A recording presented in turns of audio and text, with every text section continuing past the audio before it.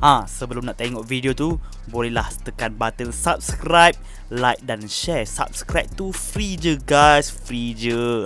Korang tekan button subscribe tu dari merah ke kelabu. Kalau dah kelabu jangan tekan lagi, nanti jadi merah balik. Okey, tu je lah. Jom tengok video.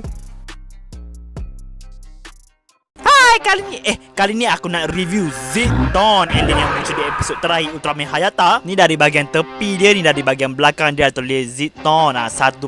Ni kaiju yang pertama lah dalam line ni. Bahagian atas dan bahagian bawah dia sama je, ada corak design opening siri Ultraman Hayata. Dan ini bahagian hadapan dia pula, kat bawah dia tulis 1.0 Zitone, ada logo Bandai dan tulis kaiju Yohon. Tanpa melengahkan masa, jom kita buka plekat dia. Agak kuat, dia gunakan plekat engineer macam ni. Lepas tu kita buka, kita nampak lah Zitone. Dan bahagian dalam belah tepi ni dia ada dalam tulisan Jepun kat sini. Memang tak faham. Kalau faham tak adalah aku nak bebel kan.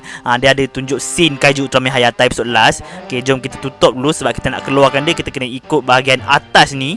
Okay, jom kita buka. Kita tengok apa yang ada kat dalam ni. Macam biasa, dia ada bagi buku ataupun manual yang menunjukkan scene last Ultraman Hayata berlawan dengan Zitone bersama tim SSSP.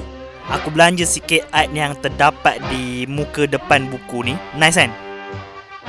Kat bahagian belakang pula ada gambar kaiju Dodongo dan kaiju Red King yang aku review sebelum ni. Kat sini ada scan kod QR, lepas tu ada email lah benda entah. Kat bahagian dalam dia pun sama je macam buku Red King yang aku review sebelum ni. Ada gambar pembuat sup kaiju kot, tak silap aku lah.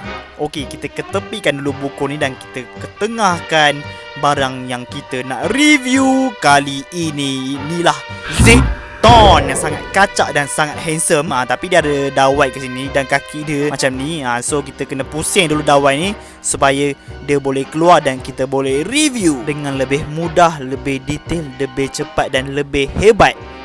Okey, jom kita keluarkan dia. Apa susah sangat ni? Patutlah ekor dia tersangkut lah. Akhirnya kita berjaya mengeluarkan dia dengan berhati-hati dan kita kena tanggalkan, kita kena mengeluarkan ataupun melucutkan dulu dia punya plastik ni. Tapi apa salah susah sangat ni. Kita try macam ni pula. Ngam tak? Barulah ngam. Ekor dia ni ada je masalah buat kerja jadi delay tau. Okey, kita tengok detail dekat bahagian tangan kanan dan kiri. Dia tengok detail gila betul-betul sama macam dalam siri. Tengok bahagian muka dia pula sungguh-sungguh bersinar. Kita tengok dalam bahagian tanduk dia pula. Tanduk dia boleh gerak aku baru tahu. Boleh pusing-pusing Detail dekat bahagian badan dan dada dia tengok bersinar dan berkilat. Kat bahagian kaki dia pun nice. Comel lah tengok kaki dia. Dah macam pakai kasut kerja. Kat bawah tapak kaki dia pula dia ada tulis Bandai China 2008. Kat bahagian belakang dia pula tengok detail dia bintik-bintik putih ni. Tengok dia punya sirip kat belakang ni macam sirip lipas kan. Aku rasa alien Zitone ni memang lipas Kat bahagian tangan dia boleh gerak sikit macam ni je. Kat bahagian kaki dia memang tak boleh nak gerak Dia macam tu je. Okey, jom kita compare dia dengan Sofubi 65 inci. Inilah Sofubi 65 inci Zitone.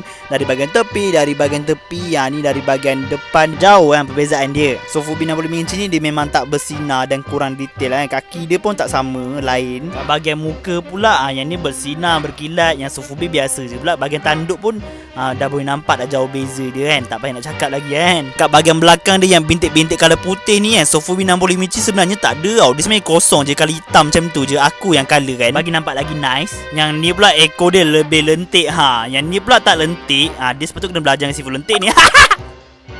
Okey, itu saja review aku untuk kali ni. Sebenarnya kaiju line ni dah rilis lama dah oleh Bandai tahun 2008 ke 2009 macam tu. Jadi sekarang ni memang agak susah nak dapat kaiju line ni. Okey, itu je lah. Bye.